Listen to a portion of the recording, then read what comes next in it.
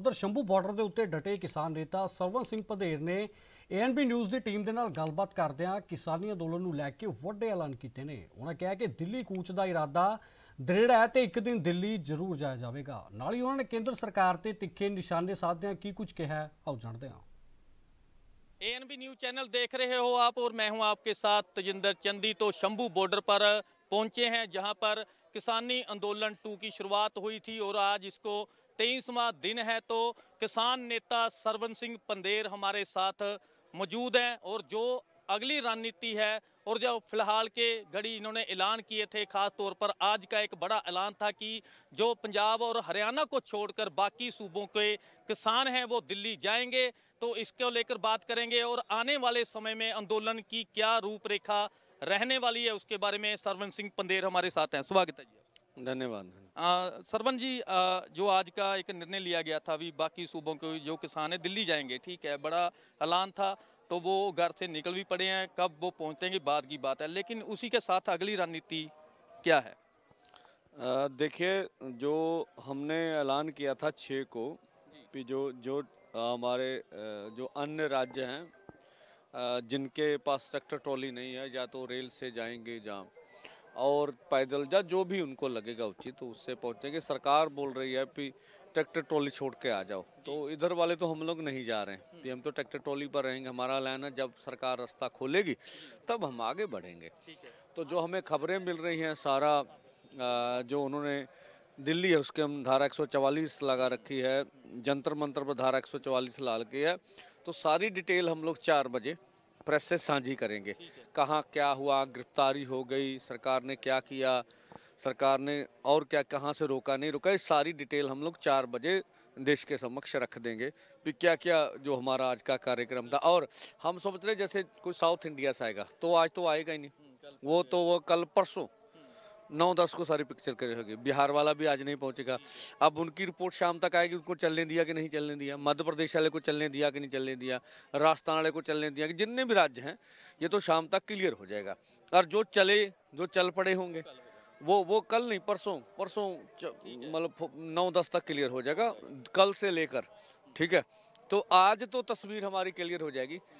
जो केंद्र सरकार अगर जबर करती है, डिटेन करती है, तो हमारा मकसद तो पूरा हो गया भी ये किसी किस्म पर भी किसान खेत मजदूर को राजधानी में नहीं जाने देंगे।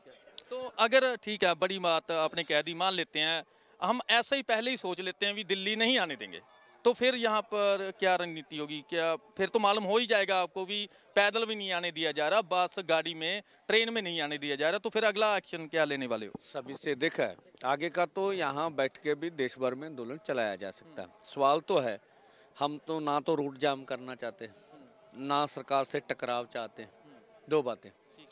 अब ये देश का 140 करोड़ लोग फैसला करेंगे कि जो हरियाणा और पंजाब की सरहद को इंटरनेशनल बाउंड्री बना के रखे हुए हैं, जो हमारे पंजाब की परिस्थितियां भी गंभीर है, जिस तरह से हमें व्यापार में घाटा पड़ रहा है, तो हम तो दोनों फॉर्म अपील करते हैं। जब हमने बैठने का निर्णय ले लिया तो आपने दिल्ली को ही घेरा क्यों डाला है?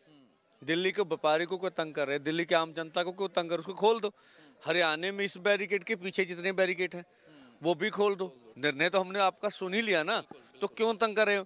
और जो 75,000 अर्धसैनिक फोर्स लगा रखी है वो हरियाणा में क्यों लगा रखी है? तो हमारा तो साफ है ना, वो देश के खजाने से खर्च हो रहा है, तो भाजपा जो कर रही है। तो हमारा निर्णय भी देखिए, सरकार अपनी जगह बड़ी है, हम तो लोकतंत्र में सरकार का चेहरा नंगा करना चाहते हैं। सरकार सत्ता पर लाते भी हैं, सत्ता छीनते भी हैं, तो देश देख रहा, देश सोचेगा ना मोदी सरकार के बारे में। हम तो यहाँ से ये ऐलान किए, आगे जाके बातचीत करके आगे ऐलान भी करेंगे। जैसे दिल्ली में आंदोलन जाके चलाना था, उसी तरह से शंभू या खनौरी से चलाएंगे।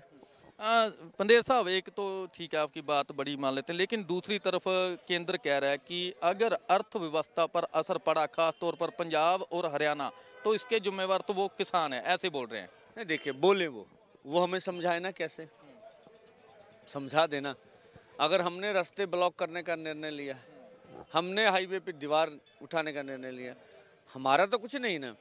अब 2 महीने पहले हमारा आंदोलन का अनाउंस हो गया। इससे पहले आपने 9 दिसंबर 2 साल पहले आपने बोला कि हम MSP गारंटी कानून आपको बना देंगे, और केस वापस लेंगे, लखीमपुर खीरी का इंसाफ देंगे।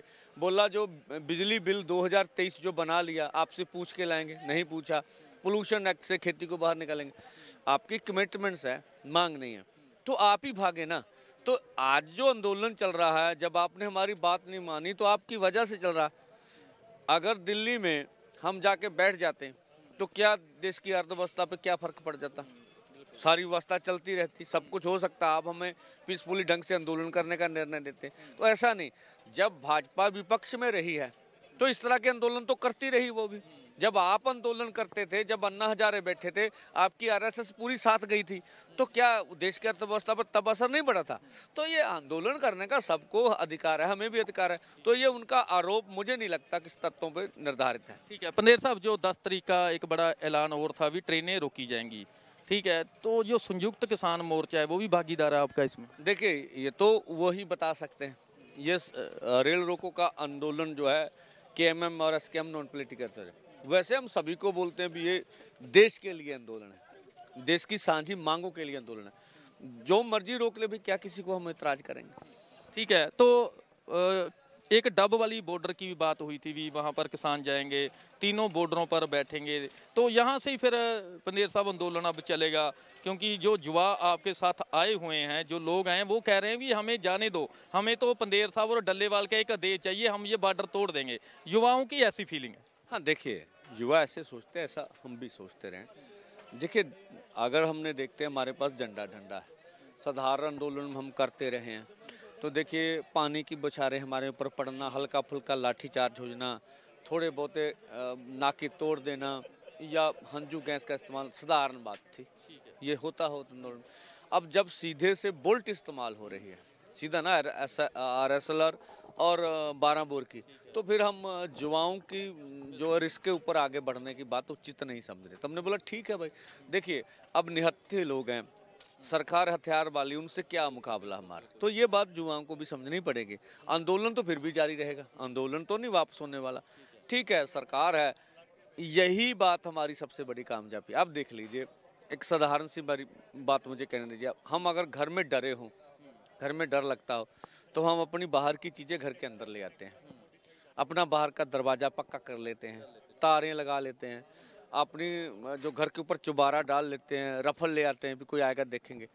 ये डरे हुए लोग हैं जो रोड पर दीवारें उठा रहे हैं, जो घेराबंदी कर रहे हैं। डरे हुए लोग ही 75,000 फोर्स लगाते हैं, तो डरे वाले को इधर से डराना ही चाहिए।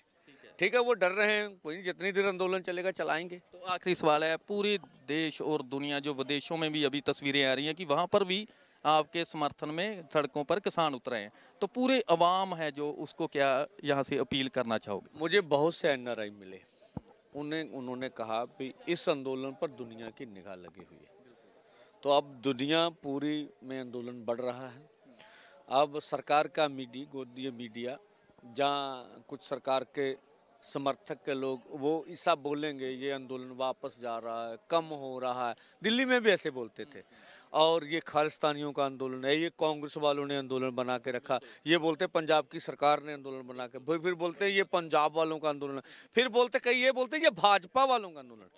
तो भाई कुछ तो पक्का कर लें, आंदोलन है किसका? तो ये सब आरोप चलते हैं, हमें पता सरकारें ऐसी करती रहती हैं, और हम उसके लिए मानसिक तौर पर तैयार भी हैं, इसका मुकाबला करेंगे।